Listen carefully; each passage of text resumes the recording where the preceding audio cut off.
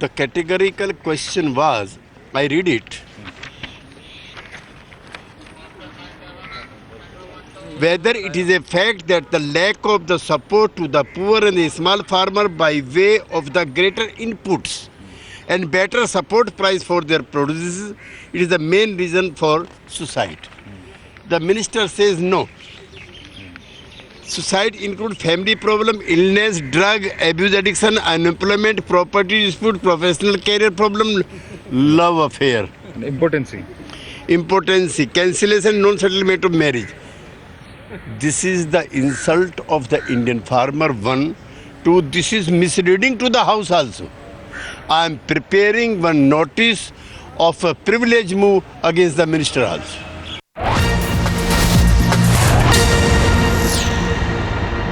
मैंने भी उसको देखा है और मैं उसकी भर्त्सना भी करता हूँ, निंदा भी करता हूँ और इससे गैर जिम्मेदाराना बयान कोई हो नहीं सकता है।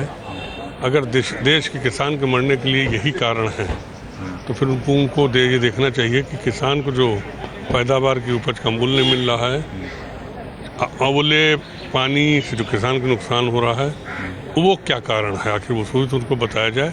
और मैं तो इतना कह सकता हूँ, जो 3 दिन चलेगा हम लोग इस विषय को उठाएंगे। जब तक कृषि मंत्री माफ़ी नहीं मांगे तब तक हम लोग इसको लड़ाई लड़ेंगे, चाहे संसद से सड़क तक लड़ना पड़े। I advise the Prime Minister to tell his ministers to go into the House of Farmers and see what's going on.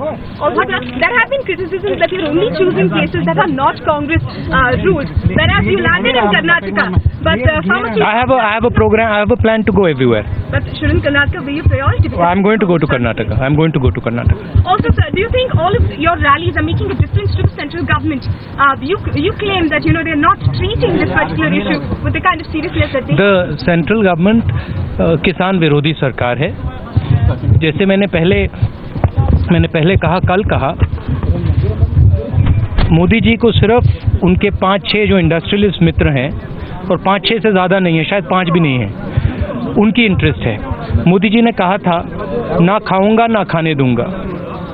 उनको ना व्यापम दिखाई दे रहा है, ना वसुंधरा राजे सिंधिया का काम दिखाई दे रहा है, ना उनके कैबिनेट में सुषमा जी का काम दिखाई दे रहा है।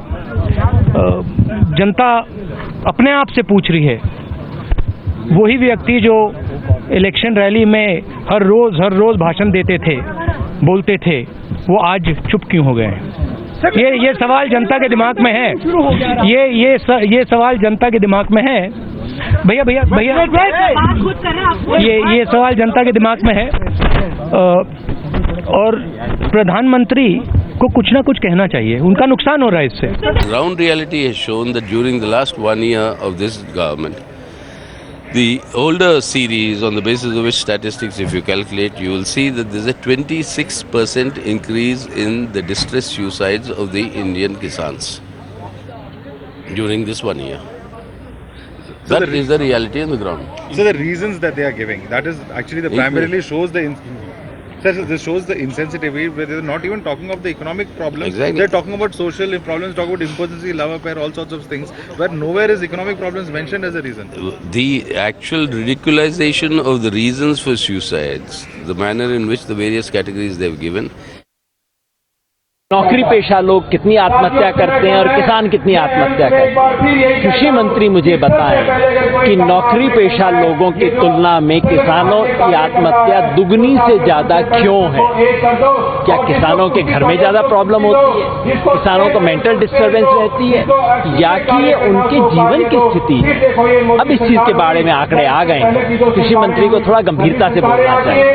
तो जिस तरह से आपदादी में लग रही है सरकार लैंड बिल को लाने में 4 बार ऑर्डिनेंस आ चुका है, अभी थोड़ा सा प्रारूप बदल के फिर से लैंड बिल लाने की बात चल रही है। लग रहा है कि सरकार में आने के बाद वही एक बात तो तय है, इस सरकार के आंख के सामने और कोई भी हो सकता है, किसान तो नहीं।